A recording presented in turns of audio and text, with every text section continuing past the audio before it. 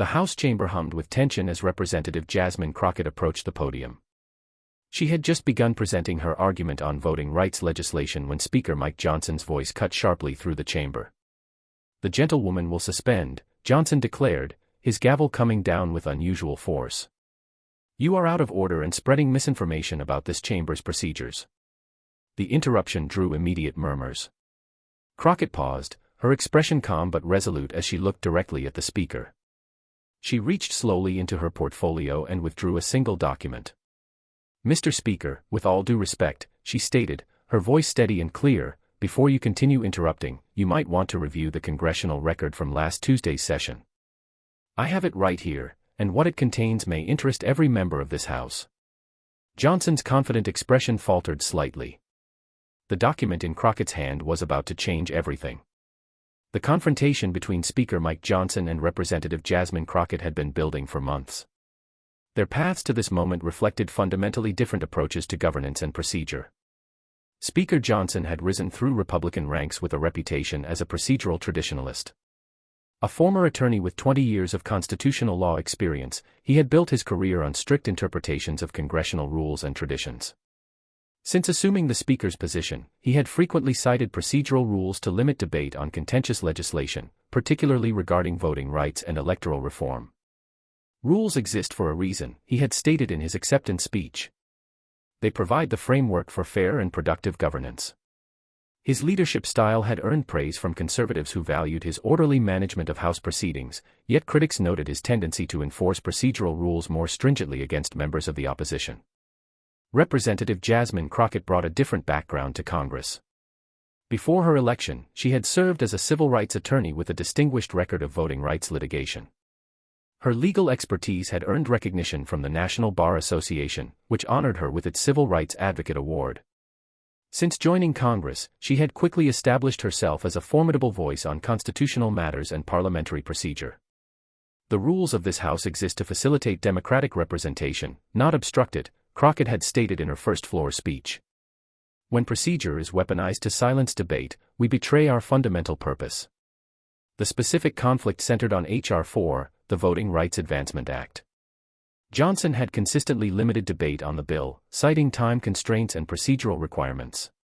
Crockett had repeatedly challenged these limitations, arguing they violated both House traditions and the spirit of democratic governance. The tension had escalated the previous week when Johnson abruptly adjourned a Rules Committee session as Crockett began presenting legal precedents. What few realized was that Crockett had spent the weekend meticulously reviewing historical congressional records and had discovered significant inconsistencies between Johnson's current rulings and those he had advocated when Republicans were in the minority. The House chamber was unusually full that Thursday morning. C-SPAN cameras panned across the room as Crockett stood at the podium. "Mr. Speaker," Crockett continued, her voice measured and authoritative, "you've just ruled that my reference to historical voting restrictions is out of order and not germane to the present legislation. However, I have here the Congressional record from Tuesday where Representative Blackburn made precisely the same historical references without any procedural objection from the chair." She held up the document, relevant sections highlighted. "In fact, Mr. Speaker, you specifically ruled such historical context central to understanding the legislation before us." The chamber grew noticeably quieter. Johnson adjusted his glasses, clearly not expecting this specific challenge. "The chair's ruling stands," Johnson responded, though his voice carried less certainty than before.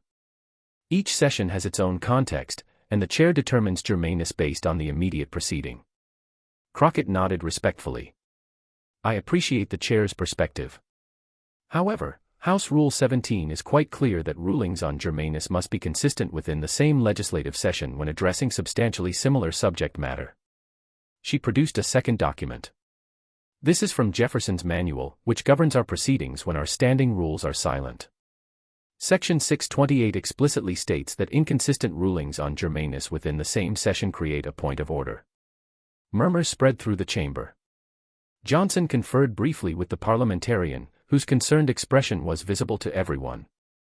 "The gentlewoman's time continues," Johnson finally stated, clearly hoping to move past the challenge.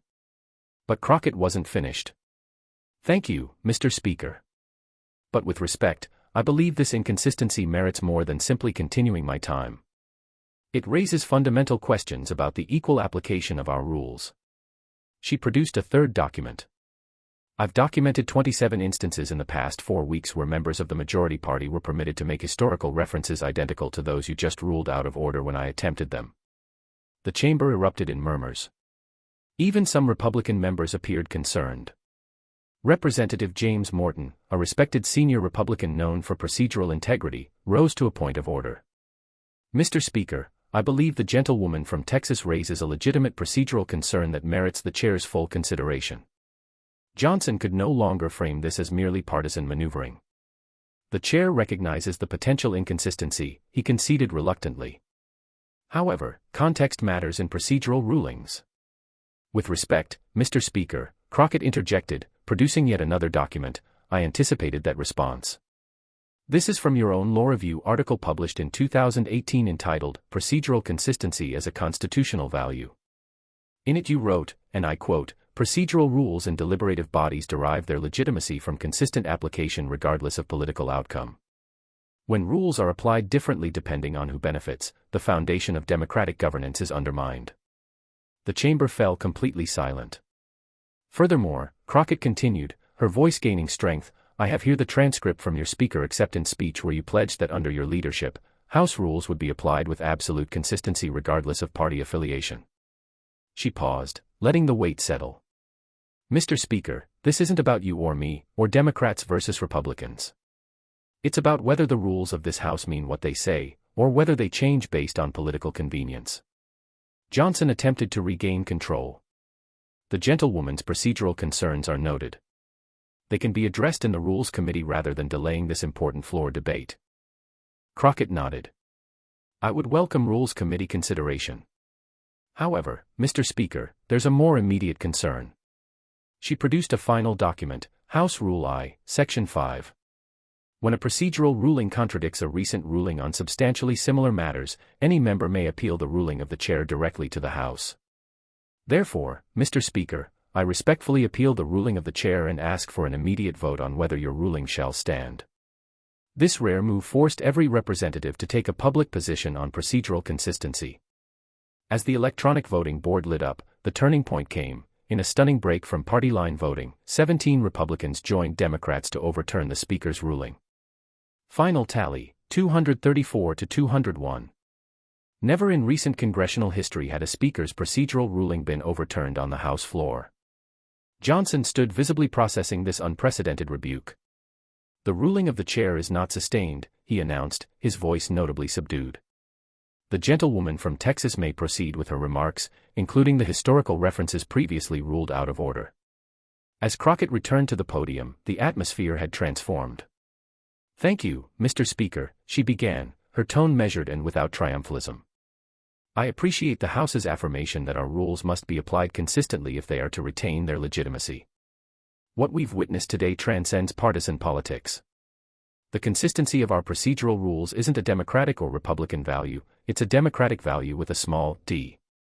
When rules change depending on who's speaking or what position they're advocating, we undermine the very foundation of deliberative democracy. Representative Morton requested and was granted permission to speak. While we may disagree on the underlying legislation, we must agree that the rules governing our debate should be applied with absolute consistency. Johnson, recognizing the significance of the moment, made an unexpected decision. The chair acknowledges the House's decision and appreciates the reminder that procedural consistency is fundamental to our work. Going forward, the chair commits to ensuring that rulings on germaneness and other procedural matters will be applied without regard to party affiliation. As the session continued, the debate on the voting rights legislation proceeded with noticeably richer, more historically informed discussion. By session's end, 3 additional Republicans announced they would support the bill, attributing their change directly to the fuller debate made possible by consistent rules. In the weeks and months that followed, the Crockett precedent became a new standard of accountability. The parliamentarian issued updated guidance, Speaker Johnson embraced greater consistency, and members from both parties began invoking the precedent whenever they saw rules applied unevenly. The Voting Rights Advancement Act ultimately passed with bipartisan support. A year later, the Bipartisan Policy Center recognized both Johnson and Crockett for strengthening procedural integrity. The confrontation that began with an interruption and a gavel had reaffirmed a principle essential to democratic governance itself. In a system founded on the rule of law, the consistent application of rules, even seemingly technical procedural ones, is what preserves the legitimacy of the entire institution. If you found this examination of procedural integrity in our democratic institutions valuable, please like this video, subscribe to our channel, and share it with others who care about the fundamental principles that sustain our constitutional republic.